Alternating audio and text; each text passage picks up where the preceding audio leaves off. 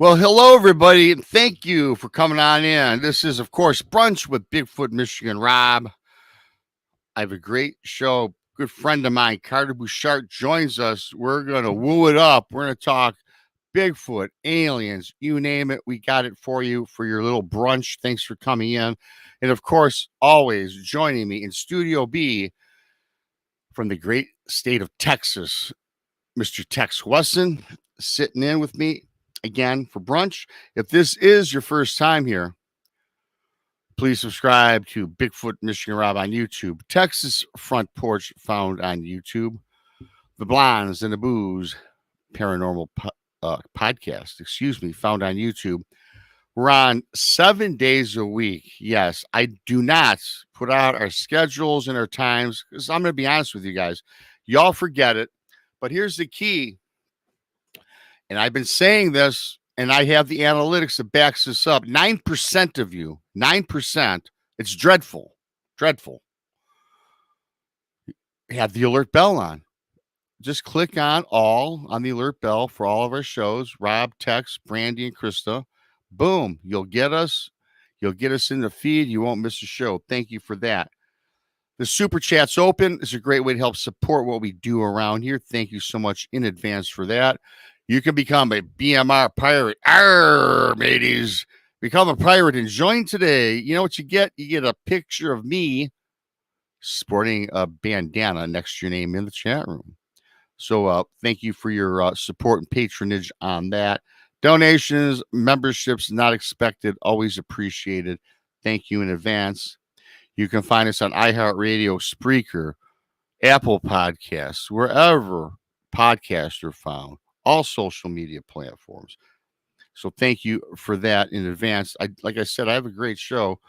Before I bring up my great guest, a couple other little elements of business I got to take care of. I got to thank everybody for buying my books. Type Bigfoot Michigan Rob in your Amazon browser. Leave a review, like YouTube, you guys. Analytics is key to pushing sales of my books. Bigfoot Michigan Rob presents True Cryptid Encounters. Book 1 has been out for a little over a year now, and my second book came out 2 months ago. So you guys, I appreciate that. Check it out. You know, we got Halloween is just about here, but Christmas is right around the corner. Thanks for that. I do appreciate it. And with that being said, I'm going to bring up Tex before I bring up Mr. Buschardt. Hey, Tex. Hey, what the hell's going on here? What's going on? You sound a little drummed out in the background there. Now you sound good. Well, I clicked on a tab and it started playing my intro for some reason, and I'm like, what in the hell is going on? Yeah, well, we just talked about that backstage, how I was, they threw in a different wrench in the StreamYard. Mm-hmm. I was like, Tex, I can't pull nothing up. So it took us a minute to figure that out. Work out the bugs, so today's it is what it is.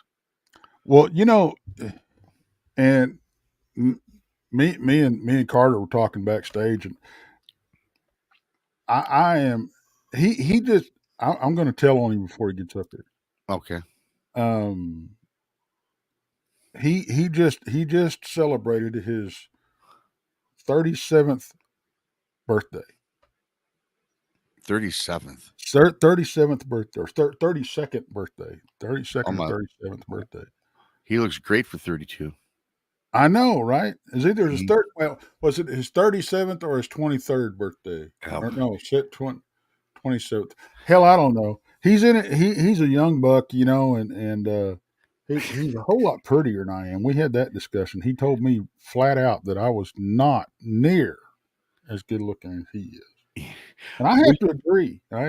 He is he is quite the young stud. He is. He's a stud. He's quite handsome. He is. And look at this. He picks up the women. Now I don't know who this is. I don't know if it's his lovely wife. I hope it is. That beautiful car.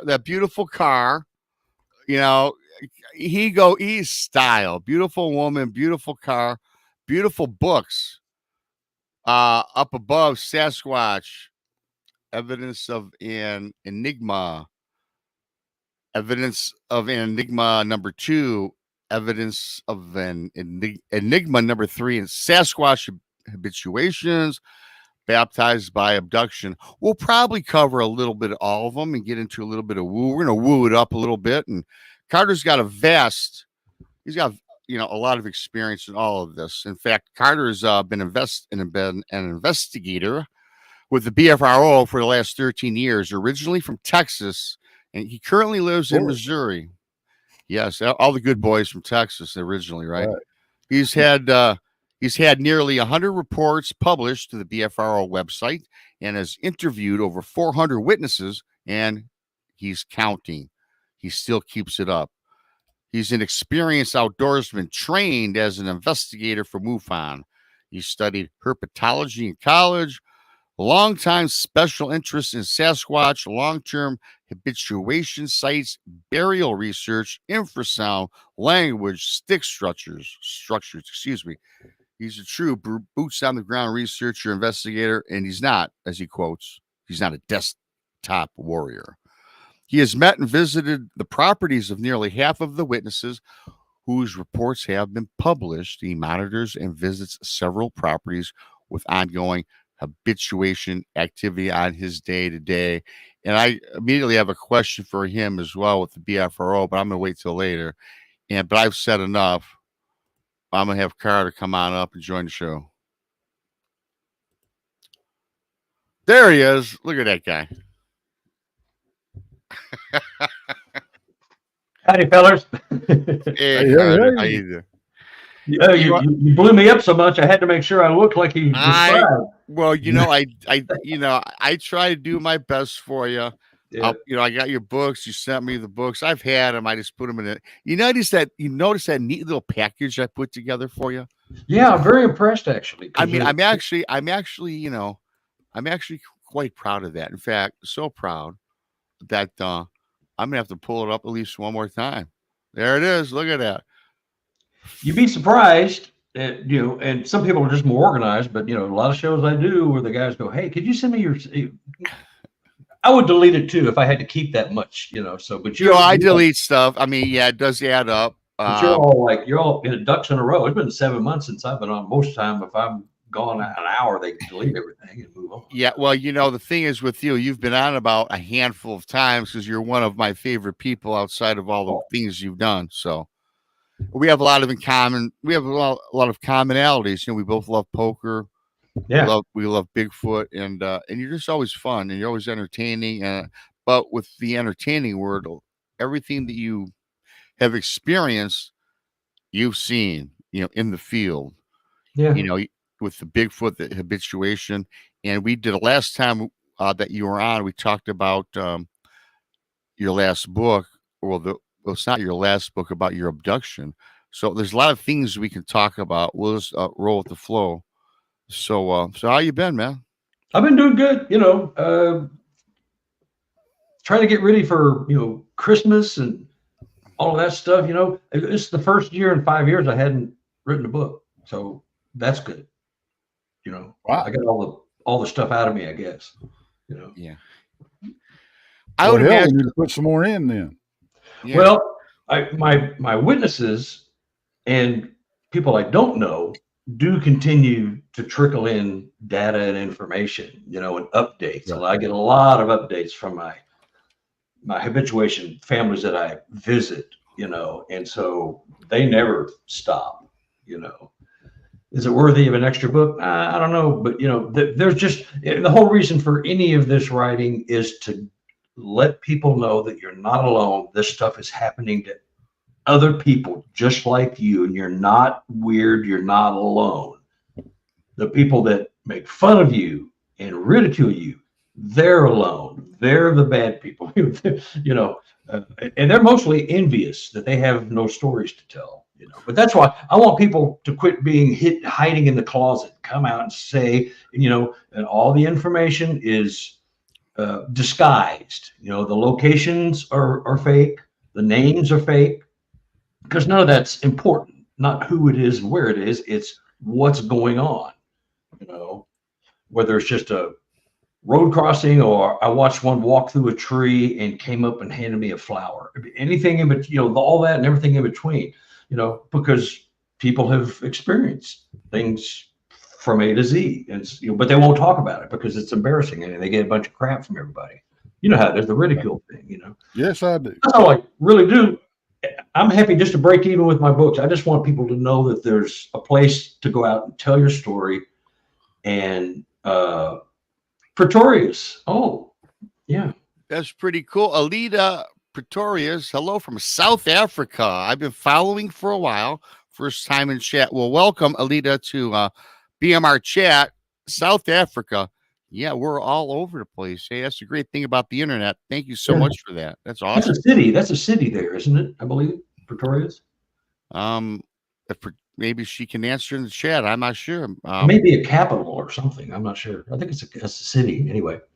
So, but anyway, that's other than that, I've just been kind of I wrote during COVID, and then it kind of went away, and I'm all spent. Then of course the abduction thing came up, and that was different. Yeah, very different. And Pretorius is a city. Thanks for that. Awesome. Always great to see new people. Yeah. So yeah, and you're preaching to the choir. How I started this, and even the books I put out, is because I walked alone for many years, and Tex knows this. Everybody knows my background story.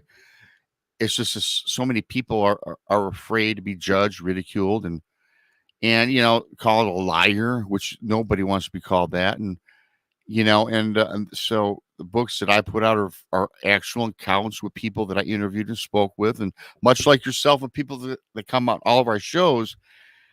It's a nice platform. It's a safe platform. You'll never be made fun of because never walked in your shoes. That's what I love about you. And because when I heard about your abduction story for the first time, and I'd known you for several years, I was just blown away by that. You know what I mean, Carter? And I believe every word you told me. Yeah, it was. I found out 20 years ago that this all happened. It happened when I was 8 or 9. At least that's when I think it started. So I'm 73 now. So close to 65 years. Time out. 73. Dude, Tex got the numbers back behind. Yeah, I slipped him $20. 37 years old. I'm staying with that. You're 37. Yeah, boy. Tex was spot on, man. You don't look a day over. I'll go up a little bit. You don't look a day over 40, my man. Oh, well, that's very flattering. 24 books are on the way. Thank you very much. Yeah, thank you so much. But that's what happened was I found out by accident, and I have the story I told my entire life of stupid things. When I was in sales for a lot of years, so you start making conversation with people. Well, I got a story to tell you. When I was a kid, you start comparing stories. Well, this is what I did. Almost got me killed. A friend of mine stuck his finger in an electrical socket and had a wire hanging out. Or, I'm racing a kid on my bike and we almost got run over by a car. Well, it wasn't a car, it was a UFO. But I told that story about a blue Buick that almost ran me over. And my grandparents in Houston, Texas, just happened to have a blue Buick Roadmaster. And I always just thought that was a really cool car. But, that happened. And I didn't know about it for all these years. And then when I find out in front of 4 people, my wife and the hypnotist and another couple, I start talking like an 8-year-old kid. I'm sobbing uncontrollably, stuff just, tears are flowing down my eyes, and everyone's just like looking at me like, what the heck? This is a regression hypnosis to see if you had a past life. And this guy's talking about an abduction. It was just crazy. I had no idea, So you kind of have to come to terms with it. I sort of felt violated. I sort of felt it wasn't fair. My childhood wasn't what I thought it was and all that kind of stuff. But then that goes away real quick because you got bigger questions to answer than are your feelings hurt, So, and that's how I found out. And it's just been, every day is like another question. you know. Did you question yourself, your sanity, when you came to terms with your abduction?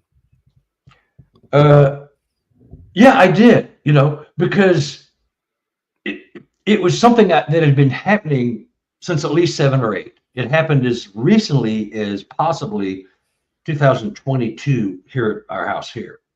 Not an abduction. I believe it was just a visitation. My wife getting up and going to the bathroom interrupted them, and so they left. But so yeah, I did have to give myself a talking to, you know, and quit beating myself up. Honestly, you know how cruel the cryptid world is and the paranormal world that we all seem to find ourselves in here. Well, I was more concerned, like, okay, you're a Sasquatch guy. Book sales are a little slow, so now you've been abducted. Oh, how about that? Let's put another book out. You know what I mean? And so it did cross my mind that, oh yeah, what haven't you done, dude? Really, you know?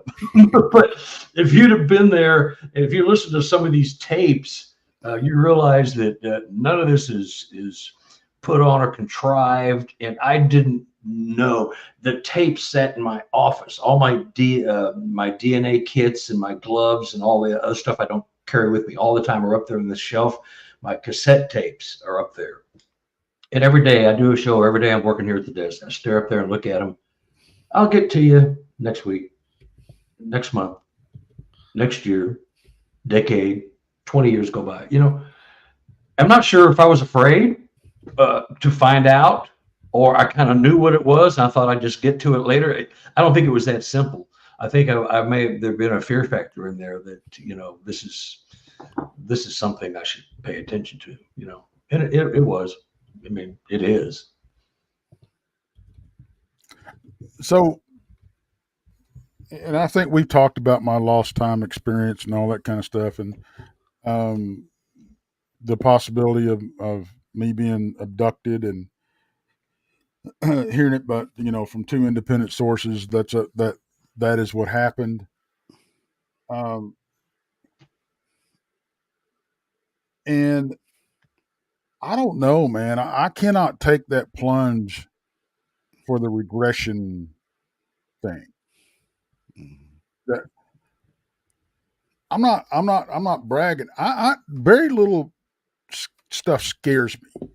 That does. Somebody rooting around in my head scares me. Well, the way to counter that is to get back in your head and get back at them and get the stuff in your head that you need out in the open, because that's their power over you, is the screen memories. Because I was given all these screen memories. The blue Buick that almost ran over me and my pal, they picked a Buick because it's something I could relate to. That's how smart, you just think about that. My grandparents, I hadn't seen that car in years, decades, and they come up with a screen memory so that we almost got run over by a blue Buick. Just on the spur of the moment. I mean, they just come up with that. And so that's in my head. I go, wow, Craig, that was weird. We almost got run over by a Buick. Yeah, that was weird, man. I'm glad nobody saw that. We'd be in a lot of trouble. And just that fast, the memory of your event, Tex, or my event, or Rob's, anybody's, is compromised. It's gone. I saw a spaceship. No, it was a Buick. Boom, it's just that fast. And so you're not talking about a UFO. You're talking about a Buick. And a stupid thing you did, you ran a stop sign in front of your mom's house and should have got killed. In fact, I was more afraid she was going to kill me than the car that was going to kill us when it ran over. But it was just that fast. They use screen memories to obfuscate whatever you may make. And so many times when I was under, they kept telling me. Now, they will talk to you directly, or they'll talk to you through the hypnotist, and she talks to you. But if she's talking to you, they're talking through her. So she's actually the alien talking to you. You're just more understandable. So, but once they put that out there, they have a sense of humor, but they used my grandmother as a screen memory to disguise the tall gray that took me out of my bedroom and put the implant in my nose after I lost the first one.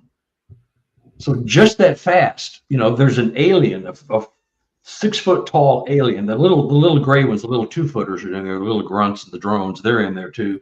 But the tall one, he was sitting in a rocking chair in my room. Well, there's no rocking chair in my room.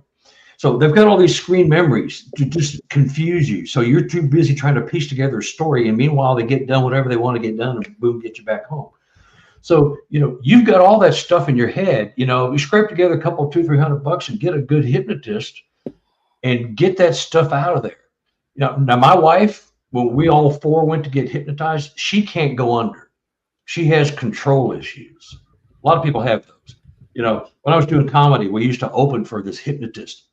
He would get 10 people on stage. You probably all seen this. You're under, you're under, you're under, you're under. You're not under. Get off, go back to your chair, get somebody else up here. So you're out, you're under. So, but they find things, and it's just between you and the hypnotist. Nobody has to know. You don't have to tell anybody you're doing it. If you do it, you don't get anything out of it. Don't feel like a failure. I went under 7 times with 4 different regressionists. Holy crap! I'm so glad I did.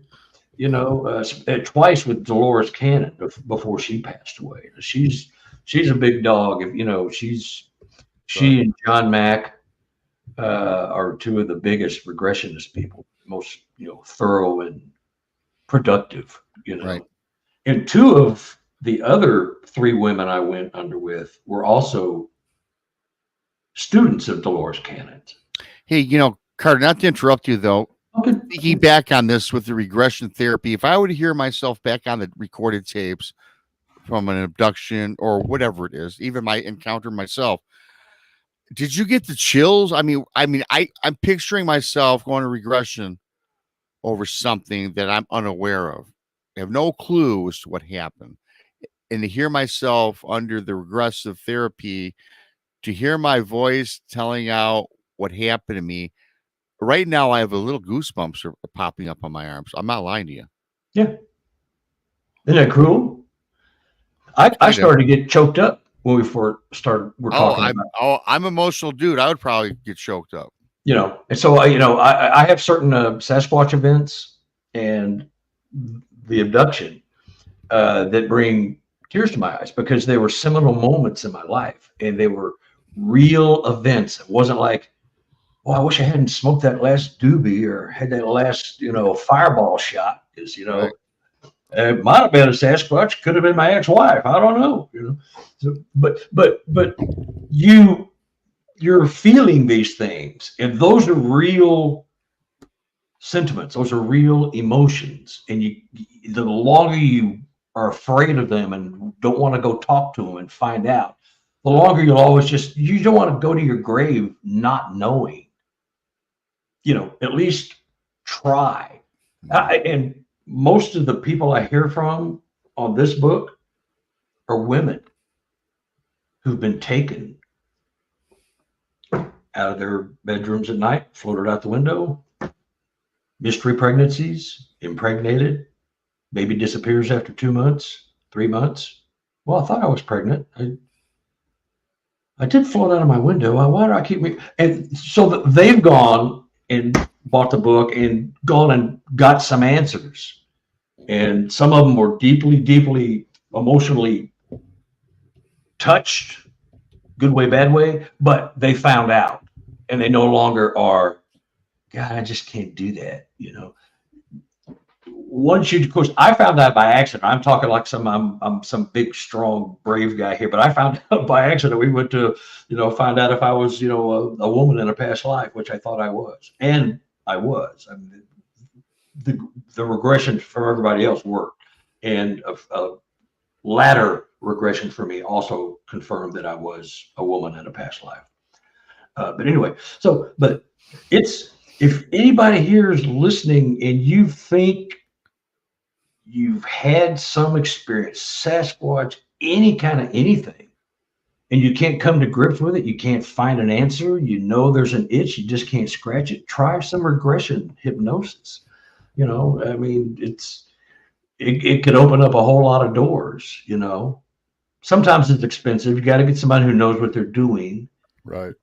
And most people, and I highly recommend doing it in person, not this online stuff. You need to be in the same room with the person doing the regression so they can see your tics, your body movements, and feel your emotions. They need to, it's much better if you're in the same place. Yeah, I guess it's just something I'm going to have to get over, but I guess I'm kind of worried of what they're actually going to find, what happened and all that kind of stuff. Well, see, I found out all that, and I'm okay, as far as you know. Wait, I got to go to my therapist in just a minute. But I found, they were grooming us for melding and meshing, is what they said, which is hybridization. See if I was going to be compatible to be a donor of some of my DNA, or will I be accepting their DNA? Not being a female, they would be taking my DNA and taking their DNA and doing something with it, and then putting it in a female. According to the ETs, the gestation period for ours is 9 months. They're like 4 months. So many times you will hear that the females, human females, will say, well, I thought I was pregnant, but I guess I wasn't. I guess it was a hysterical pregnancy. They come and get the baby after 3 or 4 months, and then you're not pregnant anymore. And they put screen memories in. Well, I don't remember. I thought I was pregnant. I thought I told my mom. I know I told my husband. Well, it's gone. I don't know what happened. And you're so confused, and it's gone. So you think nothing. So they can do that. So, but hypnosis unlocks all that, and they got a sense of humor. I mean, they have a serious sense of humor. They kept telling me, you weren't supposed to remember. So many things they kept saying you weren't supposed to remember. And I said, well, your screen memories wore off. I'm 70 years old. You got me when I was 8. You got to give me a booster shot every now and then. I'm going to start remembering stuff, And so that technically is what happened. Because I remember the events now that I know about them. I also remember what they put in my head to make me think that event was something entirely different. I remember both now that I know what they did. And it'll be the same for you. You'll find out. If you had missing time. I've had, a couple of women had a missing time with Sasquatch.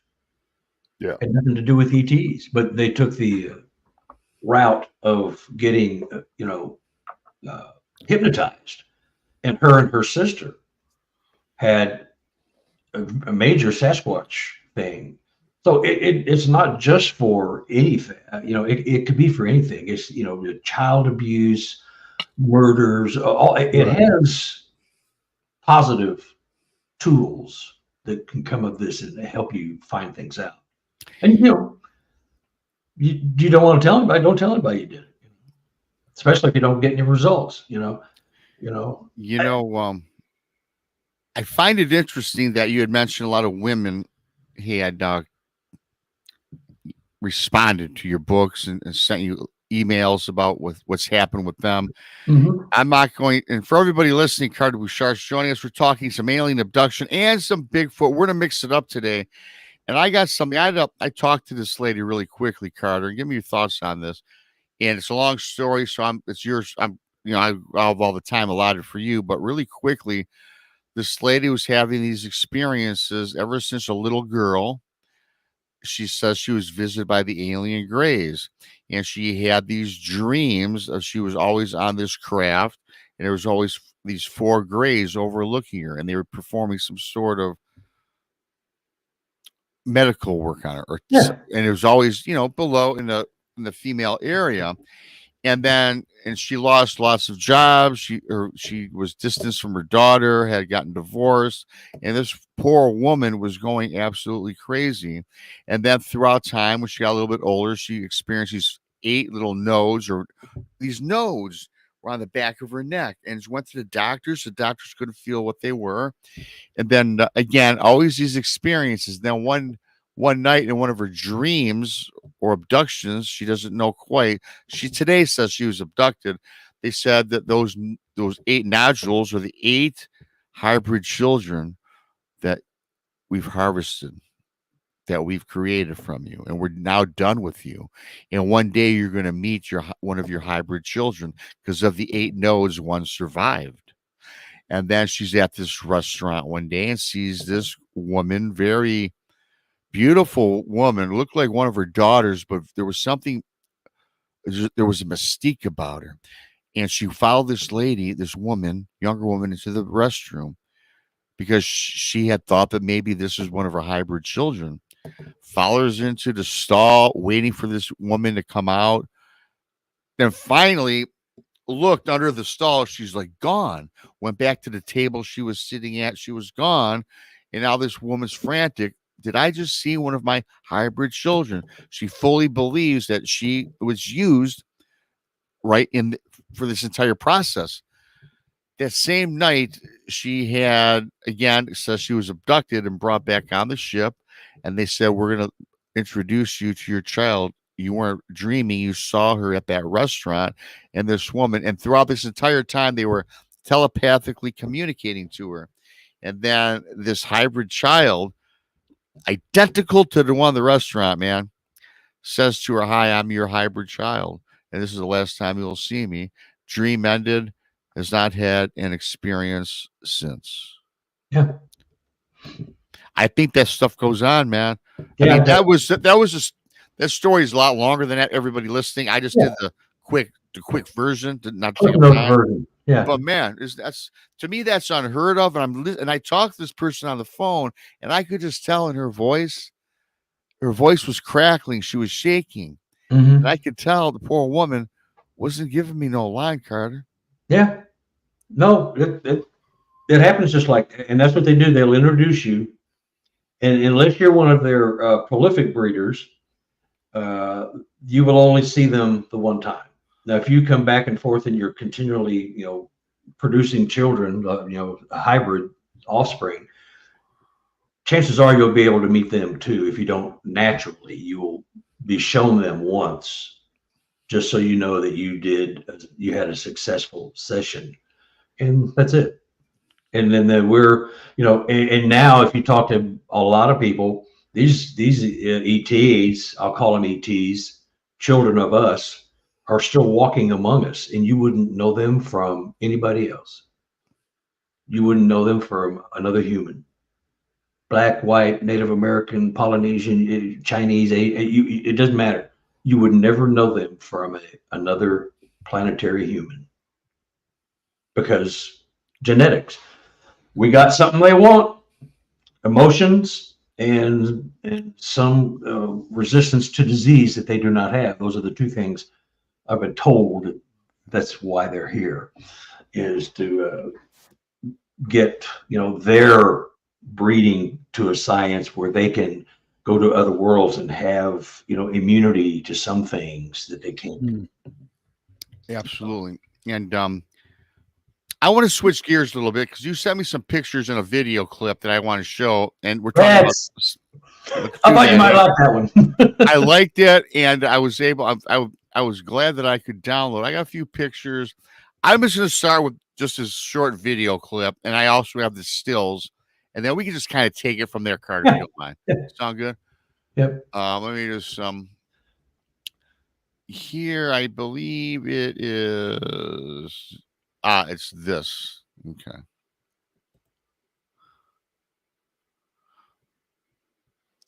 Okay, I'm gonna play it again. I'm gonna play it again. I can't put it on a loop or something. So again, explain. I'm gonna keep playing this a couple of times. Now this is off of a camera, and this is something that walks in front of the camera, and you can't quite make it out. And then I got to really quickly a couple still shots. That's right the ear. I think that's E, and then there's a K. There's I think 11 or 12 frames legs. And there's the other one. There you can see the hair on the ear, pretty good. It's short hair. And I sent you the picture of him standing there where the camera is. So this camera is 8 feet in the air. It is strapped to a pole. I think I sent you that picture too. But what it looks like is it was walking right toward the camera. It saw the camera, and then it went the other way. It turned at the last minute and veered away from the camera. I think it was walking that way and turned around. These are Sasquatch witnesses, but he has seen a dogman twice on their property. He gets up at 3 or 4 every morning and goes to work, and he's described the backward leg like clear as a bell. And so this clip I sent you was what he had. The camera was strapped on top of, it's a square old pole that's been around, and he put the camera up on top, not strapped to the side, but up on top. And if you have that picture, you could show it where it's showing how tall the camera is. So this creature is at least 8 feet tall. There. That's where the camera is. See where his hand is? That's where the camera is. It's strapped and attached to that pole. It's not like on the pole, it's on top of. Okay, yeah, that's a pretty tall guy himself, and then you have that pole, which is what about? That's and then I'm gonna put the video up, and everyone watch. It's just a 10-second video, and we can kind of see, well, we can't really. Well, let's put this up. I'm not gonna say anything here. See that image come? Yep. Look at that. Oh, there's a camera. Damn humans. Oh, what? One more time. Yeah. I mean, it's definitely furry. I can see fur and hair on it. Now, again, skeptics are saying, "Oh, there was someone in a suit or not." But again, you went and visited this guy, went to the property because that's what you do. What was when talking with this person? What was the feedback? What was your gut telling you? Well, that's the third time I've been out there. I consider us friends. I've got a lot of these witnesses. I'm on first name basis. I can just call them up, say, "Hey, Carter, can I come out?" Right. Well, come on. I mean, it's that way. So I've been out there 3 times. I have another video that I didn't send you, which looks like they're looking into the camera, but they're at the side. It looked like someone's got their hand on it on top of that stand, and there's a creature on one side and a creature on the other looking in and trying not to get their face in the camera. It's a really awkward thing. But it shows virtually nothing, so I didn't send it. But so I've been out there. I know them. I trust them. The wife has a relationship with a young female Sasquatch, and they chatter back and forth. The girl has the female Sasquatch has called her name using her husband's voice before, mimicry. Where she calls him up and goes, "I thought you were at work. Where are you? What the hell are you doing? What are you jacking with me for?" Because, somebody was going, Sin, where are you at? That's his affectionate name for it. And it was in his voice. Then she comes to find out it's the little Sasquatch girl, because she's snickering in the woods and she's throwing rocks. They have this thing going on with Sasquatch on the property. A lot of my people do. It's ongoing, daily, weekly, or monthly, or however long you want it, when you want it, activity. So, but I've been there. I know them and trust them. She's a retired minister, actually. And so, and he's, just a blue collar guy working his butt off. But they've got some stuff going out there.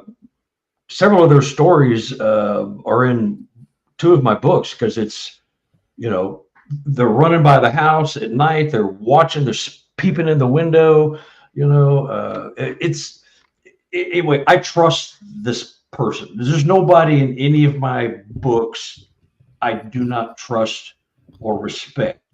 If I thought, I'm not going to put something in a book just because it might be titillating, or these people got to be real. I got to believe you're real, because, I'm trying to get your word out and convince other people it's okay to come out of the closet. So if you're jacking with me, don't be doing that, you know.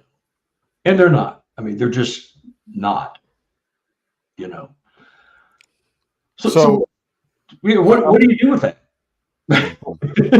I'm gonna play devil's advocate here, Carter. Yeah. What do you tell people that see the video and go, oh, well, that was a raccoon that climbed up the pole? I say, well, no, that was not a raccoon. Show me. I'll show you the raccoon here, and there's nothing for that raccoon to be hanging on to, and that's an 8-foot tall pole, and we know what raccoon ears look like. This was on the side of the head. These are on the front of there. The raccoon ears are up front toward the eyes, over the eyes, and a little bit to the right and left. Right. So, you know, next disagreement, please, because that argument didn't work. So if you got something else, Mr. Bring it. You know, I'll defend it. You know, I mean, I don't know what it is.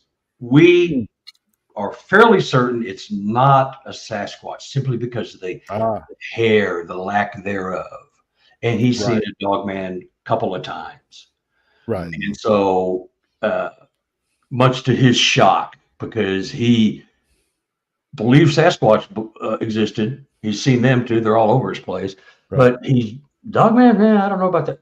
But all of a sudden he saw one, and it's like, oh, crap, we're surrounded. You know, and there's a lot of mines. There's a lot of abandoned mines on their property. Oh wow! I'm trying to. It wasn't coal. There was some other substance that they used to mine a lot on. I wonder if it was maybe gypsum. I think that's it. This would be St. Louis area, south of St. Louis. But it was something that was mined a lot, and a lot of the mines collapsed, and some of them, they still have a ladder going down into one of the mines, and they haven't got the courage to go down there yet. I think. Well, I don't blame them. I'd rather take a rope than trust an old ladder. Yeah, or stick a camera on the end of a rope and stick it down there and see what you get. Yeah, that'd be a good idea. Or a trail cam or something. So yeah, but so they have. Oh no, that would be I'm sorry, I didn't mean that would be interesting. Put a game camera on a line and let it and just let it stay down there and see what you pick up. Yeah. For a week or 2 weeks or whatever. That would be interesting.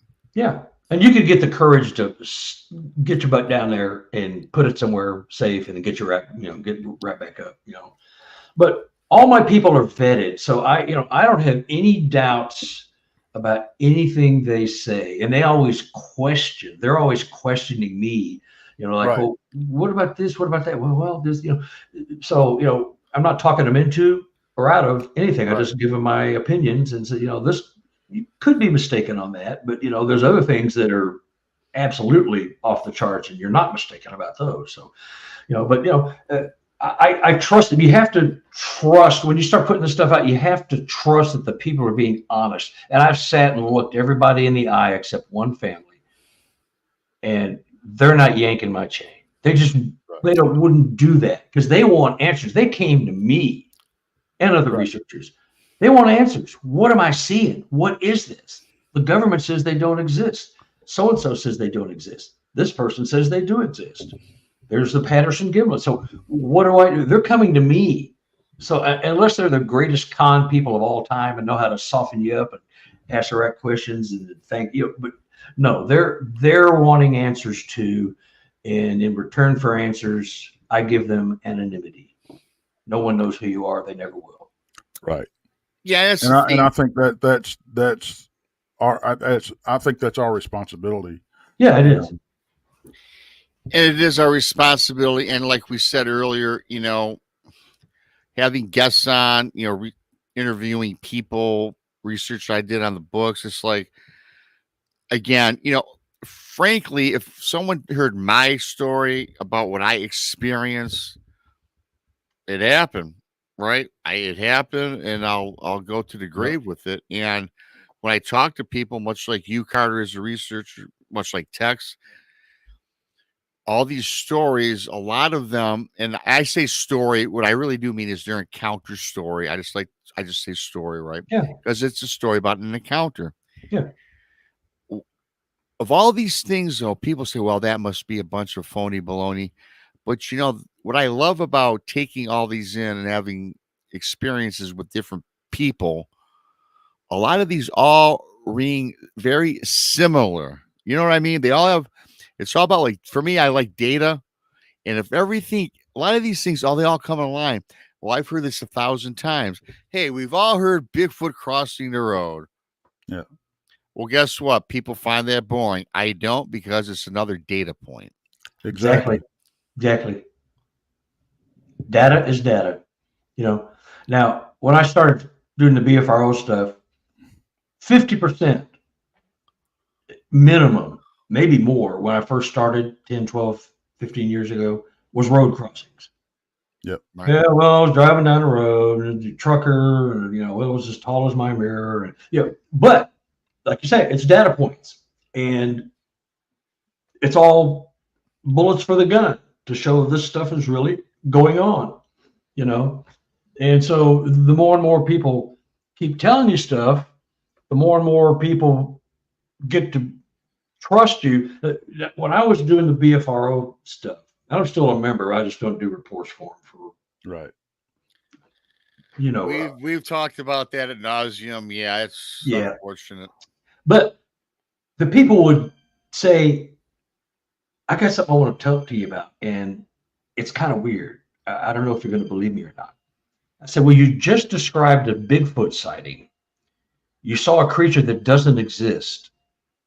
And now you want to tell me something really weird and freaky? Bring it. You know, I mean, what could be freakier than a creature that doesn't exist? You just saw it, you and your wife and 2 kids. So bring it. And so they would, because they were testing me. I come to figure out that they were testing to see if I was trustworthy and wasn't going to erupt on them when they started telling me the weird stuff. Right. It walked through my window. It walked into a tree and did not come out the other side. It just vanished. And I'm going, well, I understand why you didn't tell me at first, because I understand that. And when I first saw my very first Sasquatch, it was at night, and it was on a thermal, and it completely vanished. And I was with a bunch of redneck goobers, ignorant, they're flesh and blood only.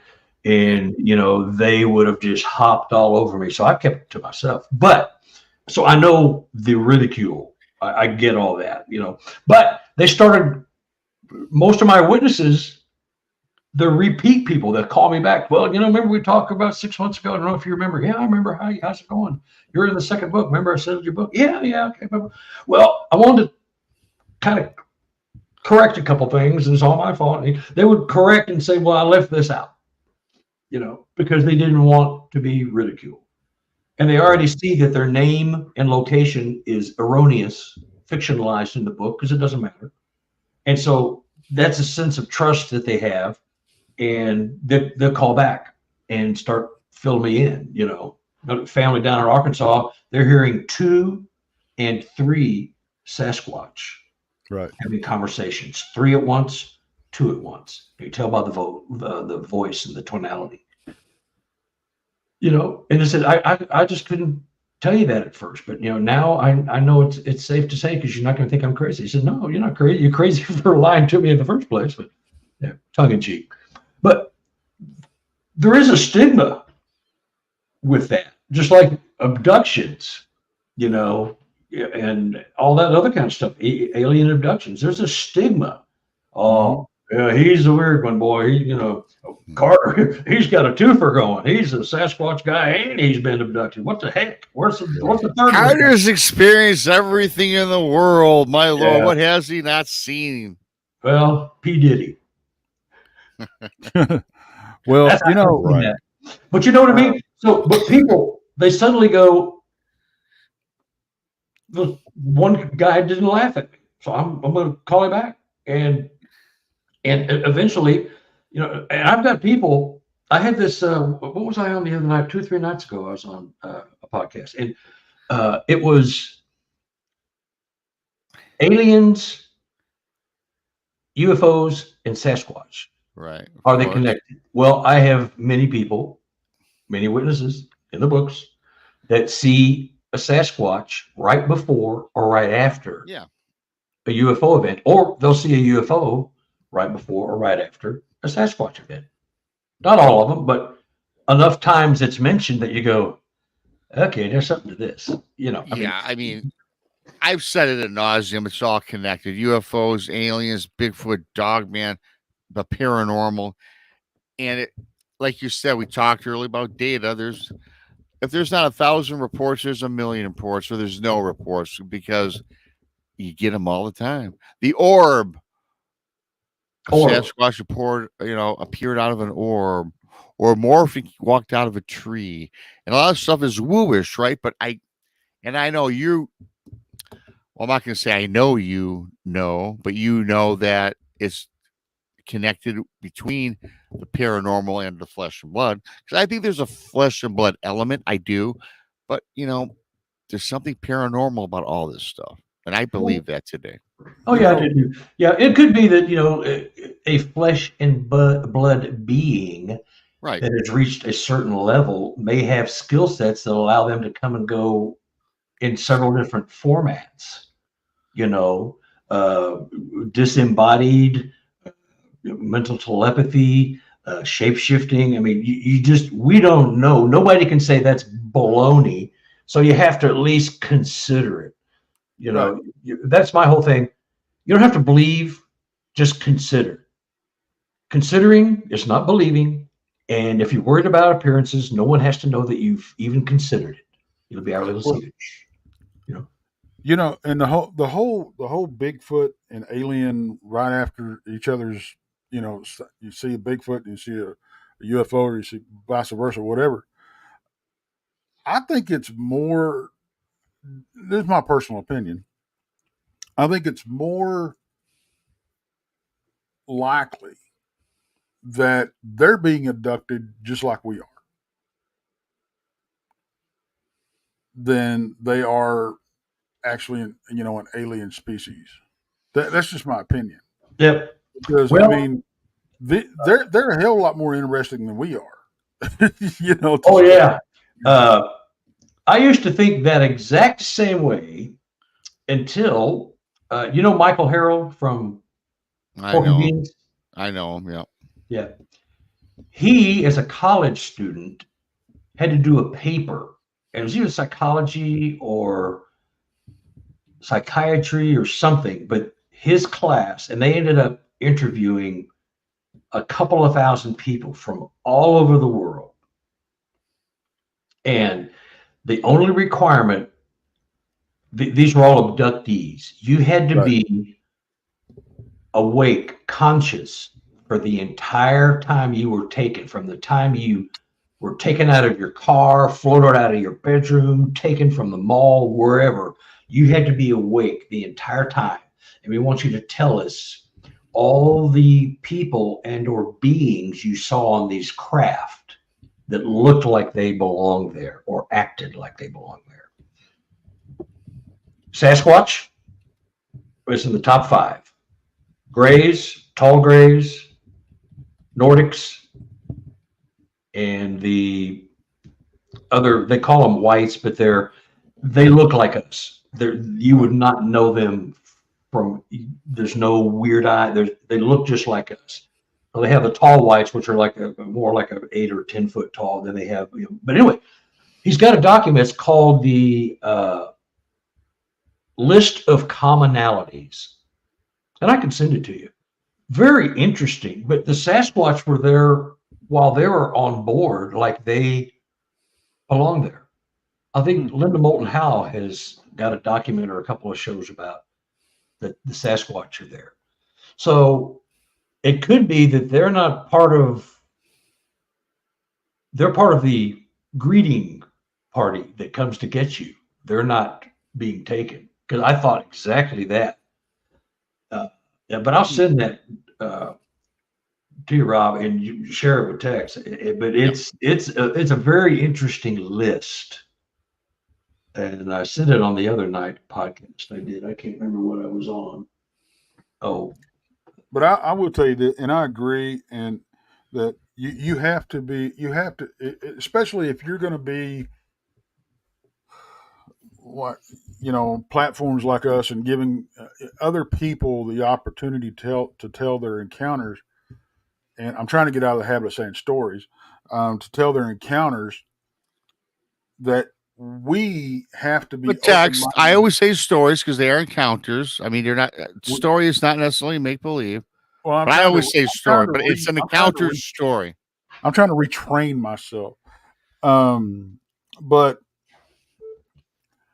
we have to be open-minded enough, no matter what we believe. We have to be open-minded enough to do exactly what you said, and be willing to go, well, maybe, or what if. Yeah, that's all you got to do. Because I got to tell you, if I wasn't open-minded enough to go, what if or maybe, I wouldn't be struggling with the whole me being abducted in the first place. Mm-hmm. Because I had no ill effects of it. But when you look at the other evidence and stuff that came from that day, the camera footage and all that kind of stuff, and then you throw in, I've heard, I've gotten the same thing from two independent sources that didn't know each other at the time, that or even that I was talking to them. When does it, and I say this a lot, when does it quit being a coincidence? Yeah. So, and again, I think it's our duty to be open-minded enough to, listen to somebody's encounters that we may not necessarily agree or believe, that route, but to be able to have the conversation at the very least, hear them out without ridicule. But that being said, on the other side of the coin,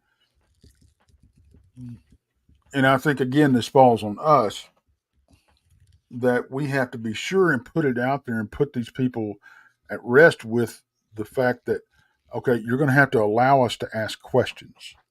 For sure. We're not grilling you. We're not calling you out. We're not attacking you, but you have to allow us to ask questions, because we're trying to find out information, and I might be, and others might be asking questions just because they're curious and they're struggling with their own encounter. Yeah. And that is a great point. And Carter, I mean, you've conducted, as I mentioned earlier, many interviews. You're a boots on the ground guy, and you've been to the properties. You've spoken to people. I mean, we've all spoken to the people, and do you find sometimes, and I think everybody that talks to us, they've had something happen to them. For me, the hardest part is this: trying to differentiate between what they think they saw or what maybe they actually did see. Because I think a lot of people, let's say that, like myself, I can't tell you 1,000% I saw Bigfoot.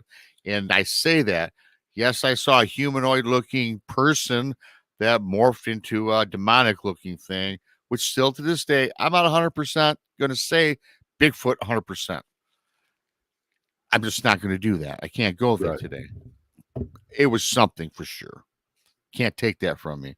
So is it harder though to try to figure out and help these people, which is what we're all about, is helping them. Right. Asking questions is not being negative, because it's investigating to help somebody. Right. So do you find that sometimes, it's kind of, okay, a person says it was a dog man, then you talk to them and maybe you think it was something else. Maybe it was a paranormal entity, or maybe it was a Bigfoot. You know what I mean, Carter? Is that tough for you to factor in when you talk to people? Yeah, no, I can, in speaking to you guys, just take you two guys for an example. I could talk to 50 people and get stuff out of them simply by repeating your stories that these people told to me in confidence. I know a couple of guys, they've had this, that, may have been abducted, may have been a dog man, may have been a Sasquatch, and they're saying the same thing you did. So I'm reacting to them the same way, respectfully and curiously, because I want to know. Maybe I have an answer. And sometimes, rarely, I don't have one. But that's good, because that means the mystery is still there, when I talk to people, it's I let them talk it out. Yeah. I said, what else? What do you think it might have been if it wasn't a dog man. It wasn't a Sasquatch. Well, I was wondering about that. I heard of rougarous down here in Louisiana, and I heard of other, and so I let them talk it all out and see if what they're telling me, number one, is still the same, and number two, if it is making more or less sense to them as they hash it out verbally. Yeah. And they're just thinking out loud.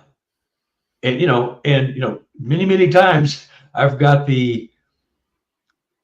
I've been hunting in these woods for 30 years. If something like that existed, I'd have seen it by now. I ain't seen it, so it doesn't exist. Right. And I get that phone call a month, 2, 3 weeks, year later. It's Bob again. I got something to tell you. And they go, well, I finally saw that. I finally saw what was stealing my batteries out of my camera. Or they'll come up with something and go, God, I would never have believed that, but they're working it out. And had they not talked it out, even to their own non-believing self, they come up with their own answers a lot of times because they're figuring it out on their own. So, but most people that have told me a couple of things probably have other things they just don't want to share, and I get it. I understand why you don't want to share, because you don't want to be made fun of. Who makes fun of you more than anybody else? Your spouse, your coworkers, anybody in your family. Yeah, let's get Ronnie over for the Christmas party. He saw a Sasquatch. Let's have some fun with Ronnie. Give him some eggnog. Let's see what happens. And so then the roasting starts, and they just tear this poor guy up, So let me ask you this, because, Christy, for one, and there's several people that we've talked to a lot that communicate with these beings, the Sasquatch. And we hear a lot of, like, what she's saying is the Sasquatch don't trust the star beings, star people, do you think it could be along the same lines as the from the passed down history of the First Nations people about different tribes having different relationships with Sasquatch? Do you think it's possible that maybe not all the Sasquatch are on board with what the aliens are doing, and maybe they're the ones getting abducted, and you know what I'm saying? Because it's much like the different relationships with humans, because you run across some Sasquatch that don't particularly like us, and you run across the ones that will help us on occasion. Mm-hmm. It gets lost, that type of thing. Maybe Grandpa Bigfoot got abducted and he got the Golden Probe Award and wasn't real happy about it. And they don't trust these beings. Therefore, they have a bad relationship with them. But you have, another tribe of Bigfoot that's raised up the exact opposite to help these entities. Mm-hmm. Yeah, no, I liken it to be just different factions of humans. You've got the good guys, you've got a-holes, excuse my French, and everything in between.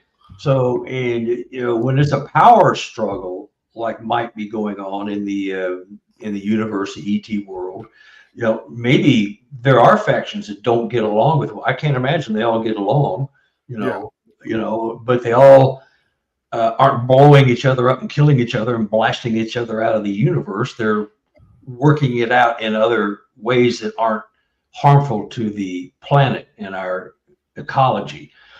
And that's the one thing that a lot of Sasquatch people, my witnesses, are saying, that they're really into our families. They like to watch us interact. They watch us farm and just play. And we have pets. They don't like dogs, but they know we like dogs, and so they kind of put up with them. So, they understand, but there are some grumpy ones. Right. There's some that have been described, and for some reason, there's a certain clan, you might have 5 or 6, 8 Sasquatch there. Suddenly the real grumpy, nasty one's no longer there. So maybe they sent him packing. Maybe they took care of business. He's a danger. We had to just eliminate him, or we just sent him packing because we don't need that kind of. So it's the same as, you're going to get trust and belief issues from all sides. So I see it as just a microcosm of a universe that we're just now learning about, that all of this stuff is going on all over the universe, on planets and moons and all this stuff. We have no idea. We're just stupid humans. We think we're just in this little orb here we're floating around on. So we'll let them think that, that they're the kings. Absolutely. I agree with you 1,000%. Really briefly, if you're just joining us, Carter Buschardt, he's an author, researcher, experiencer. He's got all these books out here that I put together. Well, I've had it for a while. 4 Sasquatch books, Evidence of an Enigma, 1, 2, and 3, the Sasquatch habituations, and his true encounter is true abduction, baptized by abduction. If you go to in this video, this live stream, in the description, I do have Carter's an email, a link to all of the books. And the card in the bottom left-hand corner, I don't think that's for sale. I don't think it's for sale, although it is. I'd like to get a full picture of that, Carter. I think I saw it on Facebook, though. Oh, I'll send it to you. Our garage is pretty crazy. My wife has a long gray hair now. Well, I've seen your wife. That's how that. Well, what y'all don't know about Carter is that's how he landed that gorgeous woman sitting in the car with him, is because of that cool car. Yeah. Okay. Well, it was my Sasquatch-like personality too. Yeah, well, animalistic charm. It was the animal within, Carter Buschardt. If you are new here, subscribe to Bigfoot Mr. Rob on YouTube, Texas Front Porch, the Blondes and the Booze. My buddy out in chat, Duke, World Bigfoot Central, hook him up. And if super chats are open, become a BMR pirate member. Join today. Thanks, Carter, for coming on. And let me so these 3 books, you got 5 books that I just showed. 3 of them, I mean, you put a lot of time and effort. I know you had pictures to those. We didn't get a chance to post those. Buy the books to see the pictures. So those 3 books, that's how many years did it take you to put those together? And I know you've seen many a Sasquatch and the habituation. And if you want to talk a little about the books, how you put them together, your experiences with that. Yeah. The 4th book, The Habituations, is also part 4 of the series, book 1, 2, 3, 4. It's an enigma, but it's habituation. But what was your question? I don't know. You came up with 4 books, and how the hell did you get all the information? That's years of experience. Well, it was the reports for BFRO, doing these reports, and then the people would call me back, and a couple of them were calling me back and said, "That's not what I told you." Yeah. And I'd look at the report, and I go, I get a notice that it's published. Well, I already know what I put in it, so I didn't necessarily reread it, But there was stuff left out. Yes, and Carter, we've talked about this at nauseum. Unfortunately, some organizations, if it has anything to do with the woo, they leave it on the cutting room floor, if you will, right? Yeah. Well, unfortunately for them, the stuff that's on the cutting room floor is more valuable than anything they're spitting out right now, because and some of these reports sat there because nobody would touch it because they knew what was going to happen to them.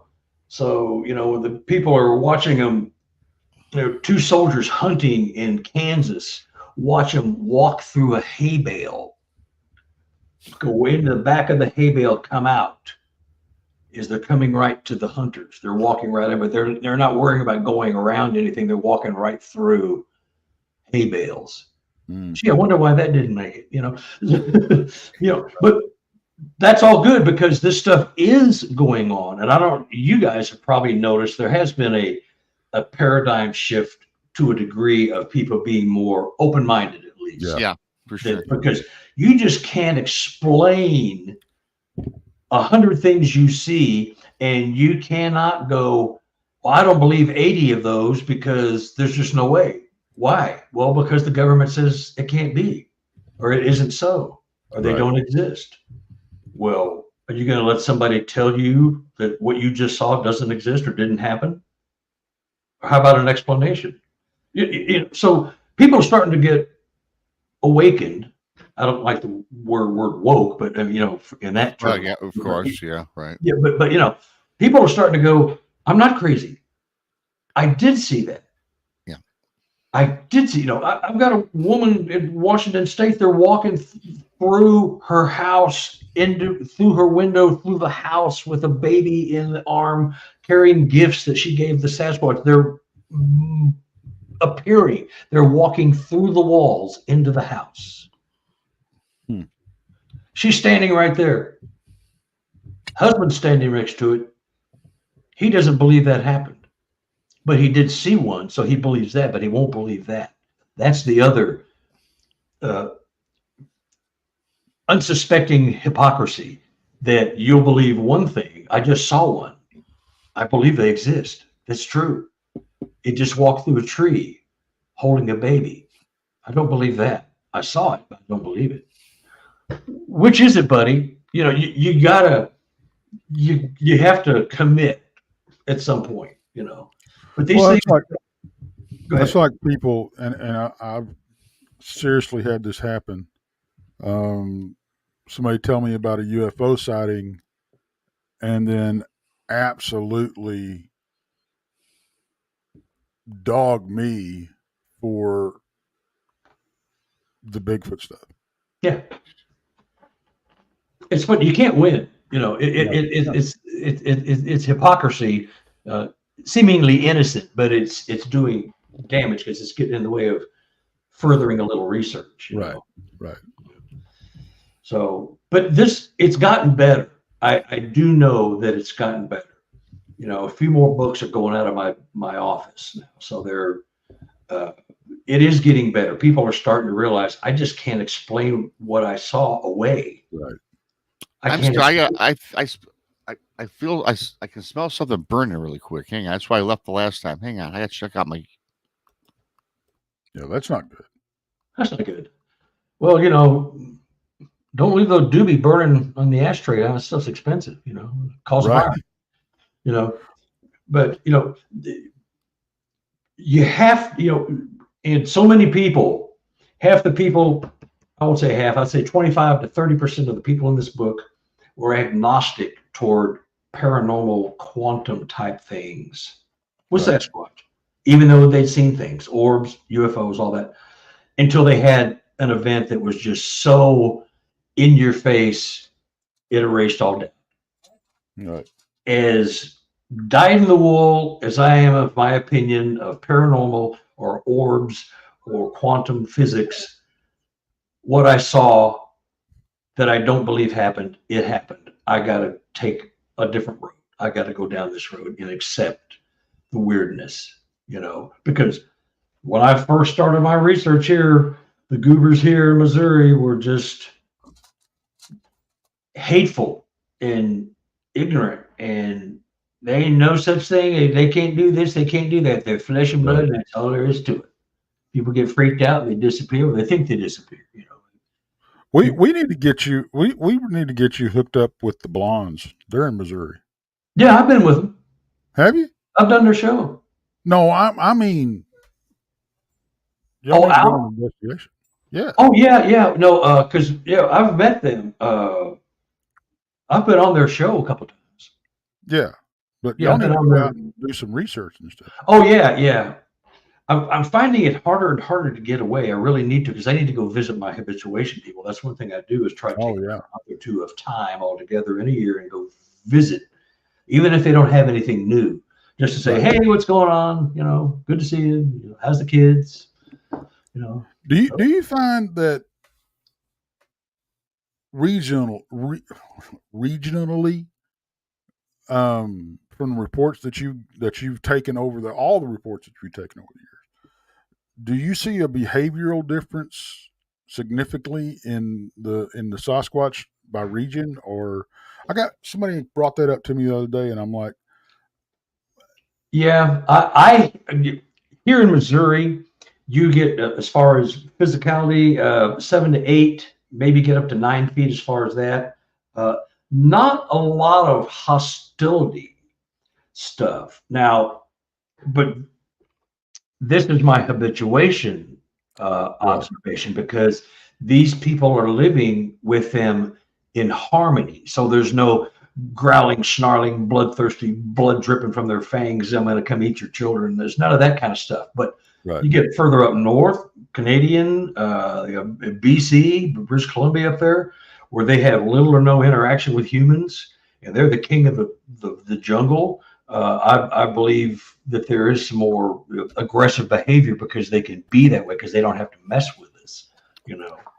Because I know I can understand them being in a bad mood. And hey, hush. I can understand them being in a bad mood. The ones in Florida, I get that. I know I've gotten reports of the ones in the big thicket area down here in Texas being a little bit more waspy than your normal ones, you know. Yeah. But it seems like the ones up in the Pacific Northwest and that area, really, my dog's throwing a fit, seem to be more tolerant, I guess, of us. Yeah, well, yeah, I know. I'm from Texas. I'm born and raised in Dallas, so I'm from that.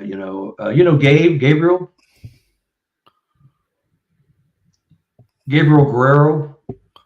I do not. I Oh, do not. I was talking to Tex. I don't know if he heard me. He's a researcher down there. Uh, he's a BFRO guy, but he doesn't report virtually no hostile stuff. You get some hostile stuff out of Oklahoma. Yeah. Oklahoma, Arkansas, Kansas, and Missouri are my 4 states. So I'm kind of myopic in those 4 areas. Right. I can kind of talk to temperament in those areas, but not other. But Oklahoma, there's some, because it's less populated and there's a Native American population there, or a pretty active one. And I think there's still some animosity and stress between those two parties, those two peoples. And there's a lot of activity, tearing up blinds and small abandoned cabins and stuff like that. Just because you hear about it there. Right. And couldn't tell you if that has anything to do with the Native American presence there, if they still are at odds with one another, or it's just the people that are running both of those groups are at odds with each other, but not necessarily the groups. You never know, But Missouri seems to be pretty peaceful. I think it varies from tribe or troop or family group, however you want to say it. Yeah. From one to another, because, and I've said this 1,000 times, if Grandpa Bigfoot got shot in the ass back in the 1800s, well, he grew,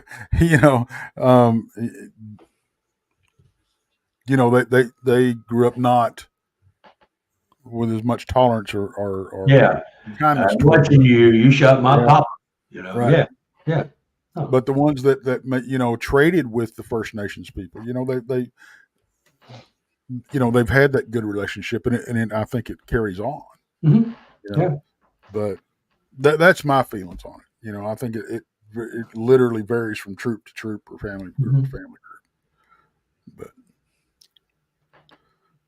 so, what are your thoughts on the whole Bigfoot Dogman working together, that type of thing? I hear that just enough for it to make some kind of sense. I can see them being hunting enemies, going over the same terrain for the same food and game, but if they work together and can bring down twice as much game, then as long as there's no territorial disputes, I have an open mind about that. I just now, in the last 2 years, started getting Dogman reports with my Sasquatch reports, or from someone who has called me on a Sasquatch report and now wants to report dog man, like the video we looked at Right. earlier. They've got apparently both living on their property, but they have the cave systems there, so they don't know what's crawling around underneath their basement. You don't know. You know, the caves are all over the place. So yeah, but I don't see that being an impossibility. You know, because I can't answer to it. I'm just, you know, Right. To me, Missouri's like Sasquatch country. Now we're starting to get some big dogman stuff, and some of the things I think I've seen at night and attributed to Sasquatch might not have been a Sasquatch. Because you see a gigantic humanoid hulking shape backlit by the moon and the trees. Well, it's non-human. I don't know what it is, but it's either a Bigfoot or a bear or something. But so you don't know. There's some things I may have seen that I completely misidentify. But yeah, I'm looking at a big giant hulking shape in the dark. What are you going to think? Absolutely. For people asking, it was coming from my furnace. That smell. It's the first time I turned on the furnace all year. So hopefully that's what the problem is, because all it was, and I just explained it. I just explained it in chat. What happens? Dust accumulates over the summer when you're not using it, and when it first kicks on, it burns off the dust, and that's the smell you get. Yeah, I'm sure that's what it was. And Carter, you'll probably smell it again since you turned it off. Probably. I'm not gonna worry about it for now. Nothing's on fire, which is cool. I think that's it. Carter, you sent me a couple pictures. I gotta ask you about this one, because I was trying to figure out what in the hell this is. It's quite a perplexing intersection. Yeah. Okay. Here. What are we looking at here? Okay. This is a negative of a black and white trail cam, because I usually will do that to try to get more detail out of it. This comes from the same property as the one with the hand photo on it. You see the deer, obviously. And you see the hand to the left. Yeah. You see that hand on the other side of that by the tree, the little yes, I see something. Yeah. Mm-hmm. Okay. It's a hand. Well, I'm thinking we happen to have caught the moment somebody became dinner. I can't, that's the only one they sent me. And so they're usually good, and they may have had it on a burst, or maybe that's the only one that came out. But I remember him telling me there's one that has a hand in it with no deer. There's another one that has a deer with no hand. This has got them both in it. And this is an area where they have about 30 cameras. And so all the cameras are taking another picture of another camera so they don't miss anything. For some reason, this is all they sent, but I just thought it was, is somebody just about getting pulled down for dinner, or what's the deal? The reason it looks so odd is because it's a negative, Yeah, okay, that's what I thought. I seen that, and thanks for explaining that, because it makes sense. And okay, you're talking about this earlier. Now, this is a nice thumbprint. Oh, this is a print. This is a nice. Tex has a similar one with the dermal ridges here. Yeah. Good thing about this, or the odd thing, this is on the inside of her house. Oh, wow. Oh, wow. Inside the house. Yeah. They had just built the house. It's here in Missouri. And they had moved their father into the house they used to live in so he could have his autonomy and keep their eye on him and stuff, take care of him. And so they built a brand new house. She had gone through and cleaned all the windows, cleaned everything. She's a neat freak. She's a scientist. She's anal retentive. Everything was spotless. And this window overlooks a tree where the Sasquatch watch her watching them, or they watch the family because they can see into the house. I didn't send you that picture. But anyway, she sat down, popped a beer, wanted to sit out and look at her brand new window. God dang it, who got fingerprints on my window? So she grabs some Windex, goes outside, scrubs on it. She realizes it's on the inside. Wow. And these are casement windows. So this wasn't like glass put in an old window. These are like brand new, windows, double pane window. This was inside her house. She's a scientist. She is, up until she met me, she was not open-minded to anything. And she's had a bunch of weird things happen to her since she went on a squatching adventure with me and my partner down in Mark Twain National Forest. But look at the hair on that. Yeah. Mm-hmm. And probably, well, I can't tell whatever, everything else in there. The flash is her camera. Yeah. Right. And, but that's just very thorough. It's obviously not a human. Yeah. I mean, it's got and- the same characteristics. Mine, the Yeah. fingerprints I have. Actually, here I got Texas because I want to show Carter this. Yeah. Oh, yeah. Look at those smeared dermal ridges on that thumbprint down there, whatever that one is. And they go horizontal, just like the ones we were looking at with yours. And Yeah. Let me give you a little backstory on this handprint real quick. They were smaller than anybody else's hands in the crew. Okay. They appeared within a 30-minute period that we were away from the trucks. And if you look, this one right here that you're looking at, below the handprint, that's a forearm print. And you can see so much hair on it looks like brush marks off of a paintbrush. Yeah. But there was a lot of other stuff that happened, and I don't want to take up the last few minutes of the show talking about it. But we identified 3 different sets of prints. I've had it looked at by fingerprint experts, wildlife experts, and the only thing they can tell me is I don't know what it is, but it's not human. But the handprints themselves are smaller than anybody else's on the crew, but we were unable to duplicate the spread between the forefinger and the thumb. Yep. So, yeah. And absolutely. And here's another cool one. What do we have here, Carter? That is a Sasquatch juvenile. He's about 6.5 feet, 7 foot tall. He is looking from inside a greenhouse, looking out, looking for the humans. Because they go into my people's greenhouses. They got these big Quonset huts, they're about 25, 30 foot long, and the curved thing. And they just stretch the plastic over it. And they've got propane heaters blowing in there during the winter, which are about to start setting up now. So the food doesn't freeze, because how they feed their family, and they make a good living at the markets and stuff. They've been caught in there numerous times taking food. So this creature put its face up against the plastic with all the condensation from the propane, and he was looking each way because this is what they do before they leave. They got caught. This juvenile actually got caught in the house, and he ran by my kid that runs the operation on the main family plot. It ran by him and brushed up against him. Oh, wow. Wow.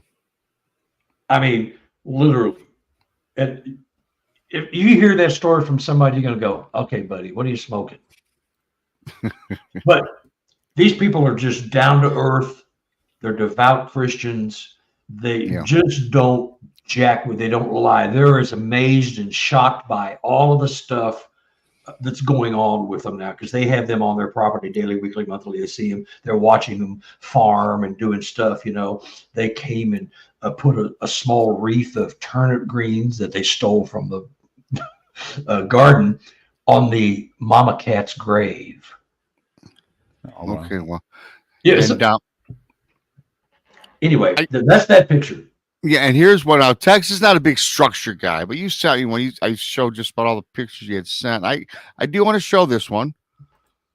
That's kind of odd. Is that balancing right? Talk us through this. It's sitting through there. This was Middle Missouri, a sheriff got called to answer a call, and they could never figure out what was going on out there. And he had told me that he couldn't tell me these things as a cop, but he told me that he and his uncle had seen a Sasquatch while they were fishing very near this area. If you look at that photo, about 50 yards to the left is a Civil War era cemetery. It's been mostly abandoned, but they still have people going there and worshiping and leaving flowers and graves from the past generations, great, great, great, great, great grandpa, whatever. People there have reported Sasquatch watching funeral services. Not many go on there because it's 1800s. There's no new burials, but old, great, great, great grandkids come to see where great grandpa's buried and that kind of stuff. Right. So, but that thing was like 11 foot, I can't remember, 11, 12 feet in the air. I think it was 13 feet in the air. It was 11 feet long. And that thing was placed. It probably weighed at least, 100 pounds, and it was burnt. It was charred. So what it looked like that it had caught fire, burned, fell over, and somebody picked it up and put it up there. We felt like it was an homage to the cemetery that is over there where the dead people are no longer visited, because that would be way too hard. And that was sitting on branches that are not that big. They were just set up there. It didn't fall that way because the weight of that tree coming down would have just broken all the branches all the way down. It was placed up there. Could have been human. It just didn't seem like something a human would go, because you could go to the cemetery and see the grave markers with crosses and all the other stuff. You wouldn't need to do that. But anyway, it was just odd, and I just found it. I don't believe in coincidences, but it's one of those serendipitous things, And another thing too, with graveyards and all these cryptids, there's an association there, just like all the other things we spoke about. Yep. And I'd imagine that's about good.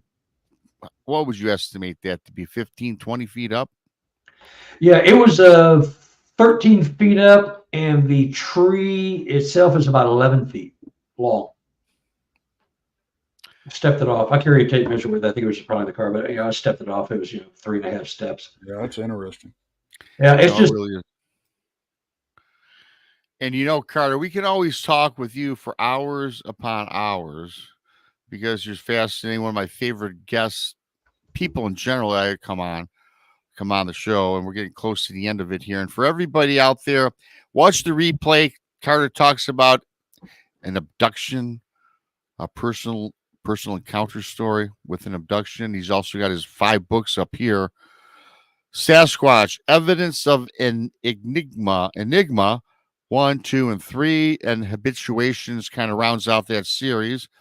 And Baptized by Abduction. You guys, I have Carter's links to his books in this show. Go check out Carter. And Carter, anything else you'd like to add? Where can we find you? If people want to send you an email, if they have an encounter to share with you, where can we also find you, across their social media? Facebook, you can look me up on Facebook. I'm there. Easy to get a hold. Email is sqexplorer@gmail.com. That's also in this video, this live show. So in the description, everybody, it's in there. Yeah. And the webpage is sqexplorer.com. Yep. Again, I provided all that, but thanks for that. And, it's always a pleasure, man, because it's always what I like about you. Everything is unique. It's different every time you're on the show. And, it's a blend. Like, I believe probably like Tex as well. Can't speak for Tex. The cryptids of the forest, everything comes together. I think it's all full circle, whether it's alien, the orbs, the paranormal, flesh and blood as well, right? Yeah. If you listen, about 70% of the people that I've spoken with that are First Nations descent, they believe they're all about the woo and a spiritual entity, right? Yeah. So we cannot discard any of this. That's why we continue to do what we're doing. Okay, Nick, you put an SX, not S. Okay. Very good. Thanks, Nick. I'll have to fix that. Yeah, go to your room. You're a bad boy. You know, boy, I got to slap on her. Thanks, Nick, though. We'll probably put that together, you know, at 3 a.m. or something. I don't know. Yeah. I'll go edit that out. Thanks, buddy. So, yeah, it was a great show. And you have any events? You've been doing any speaking? Or what else you got going on? You're going to be, have you been do you do this circuit anymore, Carter? I know you do the poker circuit. I'm doing the poker circuit. I do pretty well. This may be being made into a very short film, not sure. Oh. We taped part of it here at my house about in July. And waiting for production money to come in and all that kind of stuff. But you know, Ed Monge? Yes. He's working on something with me on this. It may be something, you know, film wise, but that other than that, we don't know. It's going to take a lot of investing and a lot of, you know, luck, and maybe somebody sees it and goes, "Ooh, I kind of like that. Let's, you know, awesome, put some money behind it and make it even better." So we'll see. It sounds great. It's, as always, Carter, it's always a pleasure having you on. In Tex, are you on with the Blondes and the Booze tonight? Yes, I am. Okay, so everybody got the Blondes and the Booze Thursday and Friday, and midnight on Late Night with BMR and the girls. This will be a pretty sweet show. We're going to the Blondes. Krista and Brandy are going to be at a haunted house. We're doing a live investigation, which we're going to stream on my channel this Saturday at midnight and see what they come up with. I love those live streams from haunted locations. It's a place out in Missouri. Yeah. The name slips my mind. That'll be fun. Midnight. Subscribe to Texas Front Porch if you're new. Bigfoot, Mr. Rob if you're new. The Blondes and the Booze Paranormal Podcast. Buy Carter's books. At least check them out. All the links are provided here. And until next time, Carter, man, I got to have you back on as always. 7 months is too long, my friend. It's too long. Well, it's your show. You figured you got my number tattooed on your thing. I have it. I got it memorized. Buddy. Well, get me back. I'm always ready. You know, I'll just, once you start me talking, I don't shut up. So you just. What's another reason why I like having you? You're very entertaining, but you also provide quality information that we all can use out in the field, or if you're interested in this genre. Yep. With that being said, I got to play text and look for that extra button. Carter's Everybody on your way out, know. hit the like button on the way out. It helps the analytics immensely. See you guys. See you, Tex. All right. Bye-bye. You guys.